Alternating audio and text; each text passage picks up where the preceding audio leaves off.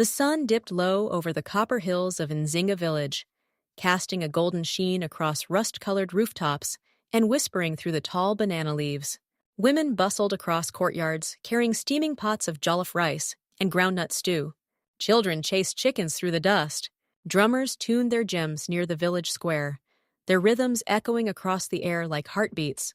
Today was meant to be a day of joy, a day of beginnings. Zanele, 24, stood at the edge of her father's clay-walled house, fingers nervously twisting the beads on her dress. She wore a sapphire blue wrapper stitched with golden thread, the fabric hugging her full, graceful figure. Her braids had been styled into a regal updo, a soft golden scarf wrapped at the base. The women in her village always said she walked with the grace of river water, steady, quiet, but impossible to ignore. She should have been glowing, but her palms were damp with sweat. Her cousin, Santo, leaned in from behind the curtain. "Zanele, it's time. Everyone's waiting. The elders, your father, the drummers, everyone." Zanele took a slow breath. Her heart pounded. "Just nerves," she whispered to herself. "He will come. He said he would come." Today was her engagement ceremony to Bonga, the man she had loved since girlhood. He was the boy who once carried her books through mango fields and swore he would build her a shop of her own one day. But Bonga had left for the city 6 months ago, chasing bigger dreams and flashier things. His calls had become brief, his tone distant. Still, Zanele believed in promises. She had sewn her dress with her own hands for today. She had cleaned her father's home, swept the entire yard, and even painted the gate with white clay symbols of blessing. She had ironed Bonga's agbada herself, but now the drumbeats outside began to fade. The crowd grew quiet. He was late. She stepped outside into the courtyard. The village was gathered, mats laid out neatly, chairs filled with elders and curious onlookers. Young girls watched with wide eyes, hopeful, dreamy. Her father sat at the front, resting on a pile of embroidered cushions, frail but smiling. His eyes searched the road behind her. No sign of Bonga. Minutes passed, then footsteps, loud, assured. And there he was, Bonga, striding through the gate, not in the cream agbada she had pressed for him, but in a glossy black shirt tucked into slim city trousers. No cap, no ceremony, no beads. His friends followed behind him, city boys in sunglasses and pointed shoes that crunched against the gravel like they didn't belong to the earth. Bonga didn't greet anyone. He didn't bow to elders or even glance at Zanele. He walked straight to the center of the yard and lifted one hand. "Silence, please," he said loudly, smirking. The drummers stopped. Conversations halted. Even the chickens nearby seemed to freeze. "I didn't come here to wed," he announced. "I came to say something that should have been said long ago." Zanele blinked. "My people," he continued. "Zanele is a good girl, kind, loyal, but she's not city material. She belongs here, among threads and old dreams. I've found someone else, someone more fitting, someone who understands who I've become." A low gasp rippled through the crowd. An elder shifted uncomfortably. A child whispered, "What's he saying?" Zanele didn't move. He turned to her then, eyes smug. "You'll be fine. Someone here will still marry you. Maybe that carpenter boy." Laughter erupted from one of his friends. Then he dropped the engagement beads she had prepared. They scattered across the dirt like broken promises. He turned and walked out, just like that. Zanele's father coughed violently behind her. Santo reached for her arm, but Zanele stood still, eyes locked on the dust that curled behind Bonga's footsteps. She bent down slowly, fingers trembling, and picked up each bead one by one, holding them in her palm like they were pieces of her heart. Someone in the crowd tried to speak. Another offered a stool, but she walked away in silence. Inside, the house was dim and quiet. The oil lamp flickered. The mirror on the wall caught her reflection. Her chest rose and fell heavily. She didn't cry. Not then. Instead, she sat beside her father and fed him spoonfuls of millet porridge. His hand trembled in hers. His eyes, watery and old, searched hers. "You are not what he called you," he said softly. "You are fire." He just didn't know how to hold it. Still, no tears. But something in Zanele's eyes had changed. The room remained quiet, but a storm had started inside her, slow, simmering, powerful. She didn't know it yet, but the shame Bonga tried to burn her with would become the very flame that transformed her life forever. In the days that followed, Zanele moved through the village like a shadow of herself. The woman who once stitched hope into every dress she sewed now sat silently at her sewing table, needles untouched, threads coiled like forgotten dreams. The courtyard that once buzzed with laughter and neighbors now sat still, as if even the air had chosen not to speak. Her father noticed the silence, but he didn't press her. He had seen heartbreak before. He knew it needed space. Zanele barely left the compound. She washed clothes, swept floors, and boiled yams without taste. Even her once bold movements had become dull. Her shoulders sagged like wet cloth. But gossip? Gossip had wings. At the market, two women whispered just loud enough as she passed. "That's her." The tailor girl Bonga shamed. "I heard he called her old-fashioned. Said she's only fit to sew wrappers and raise goats. And she just stood there like a tree." Zanele walked past them without looking up, but her fingers curled tightly around the basket in her hand. At home, even customers stopped coming. The children she once made uniforms for were suddenly being stitched by a younger seamstress from the next village. People assumed Zanele had collapsed inward, and perhaps she had, until one afternoon. It was quiet, just past lunch. Zanele sat at her sewing table, staring at a half-finished dress ivory lace, delicate, elegant. It had been meant for a bride. Now it looked like a mockery. The front gate creaked open. A wealthy client stepped into the yard, Madame Noni, a woman who ran a hair salon and liked to act important. "Zanele," she said curtly, arms crossed. "I came for my dress. Is it ready?" Zanele didn't move. "I hope your heartbreak hasn't ruined your work, too," she added with a sniff. Zanele stood, walked slowly to the table, and picked up the dress. She held it out. Then, without a word, she ripped it down the middle. Madame Noni gasped, hand flying to her chest. Zanele tossed the torn fabric onto the ground like discarded skin. "Go," she said quietly. "You don't deserve anything made by my hands." Madame Noni sputtered in disbelief, clutching her purse as if Zanele might tear that too. She left in a storm of complaints and dust. Inside, Zanele stood motionless. The torn fabric lay beside her feet, but she felt lighter, as if some of the weight had cracked off her chest. That night, she barely ate. Her father watched her from across the small dinner table. "What will you do?" he asked gently. "I don't know," she replied, "but I can't stay like this." The next morning, she climbed to the roof of their house, a flat clay top used for drying herbs and corn. From there, she could see the entire village, the market stalls, the school, the well, the road that led beyond. She had lived here her entire life, and for the first time, it felt small. Her eyes followed the winding road that disappeared into the hills toward the city. She thought of Bonga and the life he had chosen, not because it was better, but because it was louder. She could feel the sting of shame still clinging to her skin, but now there was something underneath it, something rising, anger. But it was no longer wild or sharp. It had become focused, hot like a coal, steady and quiet. She descended from the roof, marched to the back room, and opened her mother's old trunk. Inside were scraps of fabric faded but fine. Beads, buttons, ribbons. Designs Zanele had never dared attempt.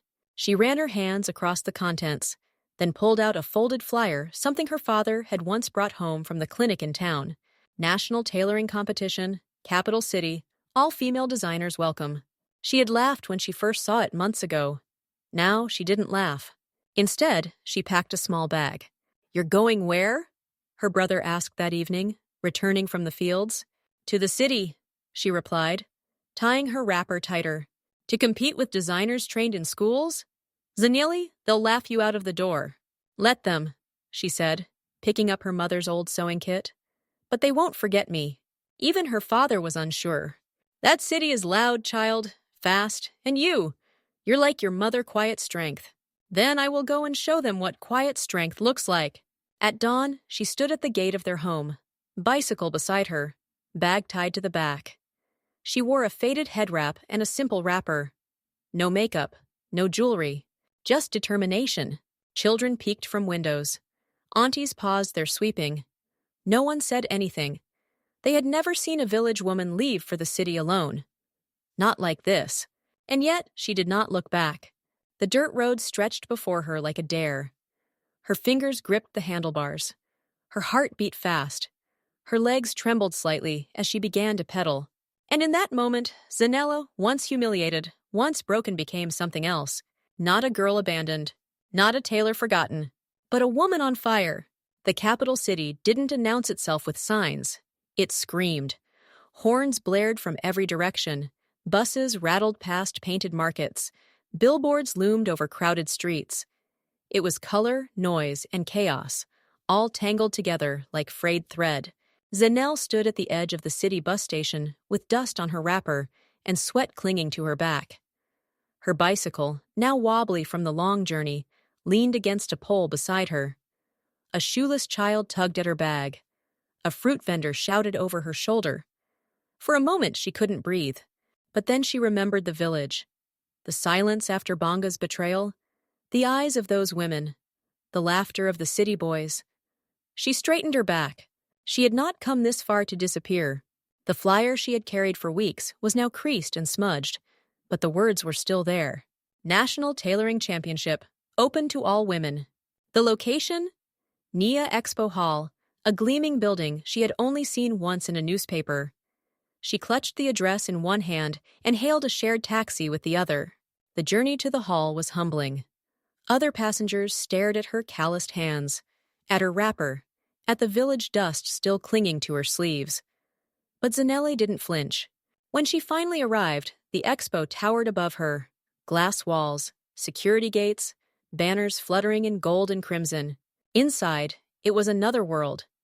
Young women in sleek gowns floated across marble floors. Designers spoke in polished accents, clutching portfolios wrapped in leather. Some laughed softly as Zanele entered, carrying her old cloth bag, her sample dress folded with care, and no resume, no formal invite. A tall woman in a headset approached her. Name? Zanele Makizi, she said.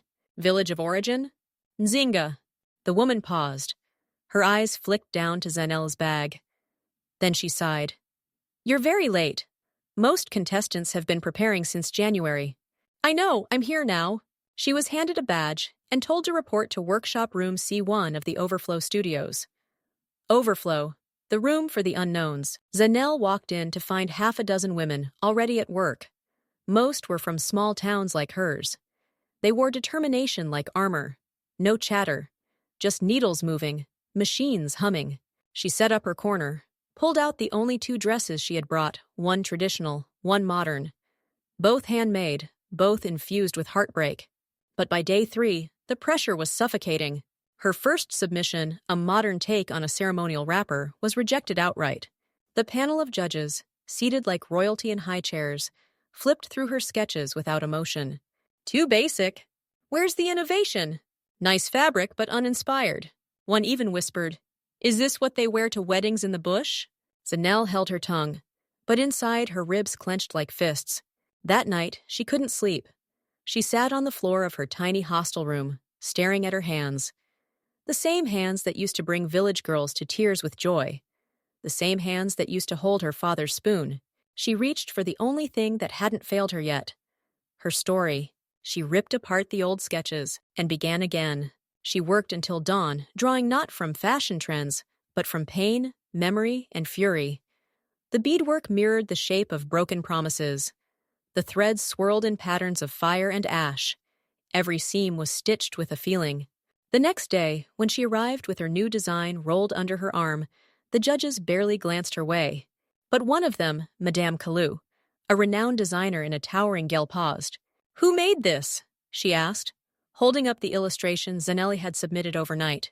I did. What inspired it? Zanele stepped forward. Her voice did not shake. Humiliation and silence, and the decision to never let either define me again. The room fell quiet. Madame Kalou nodded once, then pointed to a poster on the wall. Live final, Saturday, main stage presentation. You've earned your place there. Don't waste it. Zanele's breath caught. A few nearby contestants murmured in disbelief. She wasn't supposed to be there. She wasn't trained. She didn't speak fluent design jargon, but still she had been seen. That evening, she called her father from a borrowed phone. "Baba, I made it to the final." "Ah, you see, you are your mother's fire." Tears finally came, silent ones, warm on her cheeks. But she wasn't done. She still had to sew the actual garment. She worked for 2 days straight. No sleep, no breaks. Her fingers bled from pushing the needle through thick fabric. But every stitch was defiance. Every fold was truth. She poured herself into that gown, not just the woman Zanele was, but all the women the world had mocked, shamed, abandoned. When she looked at the finished piece, she didn't smile. She just nodded, as if it had been waiting for her all along. The day of the final arrived like thunder. Nia Expo Hall glittered beneath the morning sun, banners flapping in the breeze, gold letters announcing, "National Tailoring Championship, live showcase today." Zanele stood at the back of the staging tent, watching designers bustle around her, stylists adjusting hair, assistants steaming gowns, reporters snapping photos. She had none of these. No entourage, no press. Just her and her dress. It hung from a wooden hanger, like a weapon-deep crimson, kissed with ash-colored swirls embroidered by hand. The bodice bore symbols of ancestral cloth. The hem carried raw beads dyed with burnt palm husk. It was tradition and rebellion, pain and power, a war cry sewn in silk. "Contestant 12, Zanele Makizi," someone called. She took a breath, then walked. The stage was blinding. Towering lights.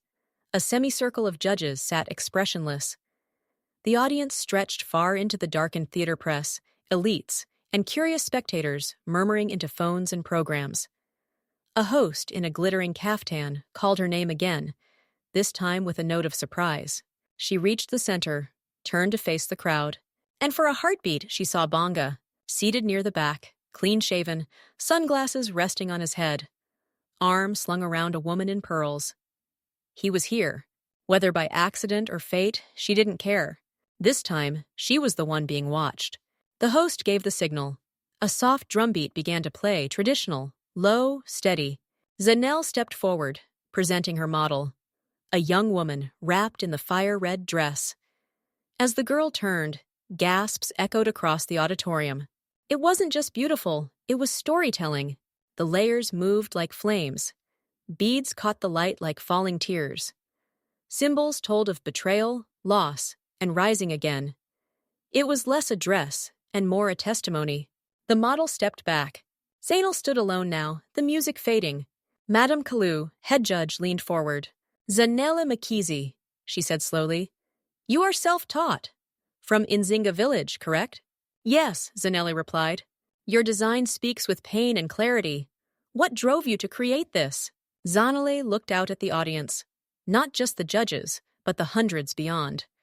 Her eyes found Bonga again, and for once she didn't look away. "I was once told I was small, that my world was too plain, that I had no place beside those who dream big. I was left behind, mocked, pitied." She paused. You could hear the room breathe. But instead of shrinking, I sewed. I stitched every wound into thread.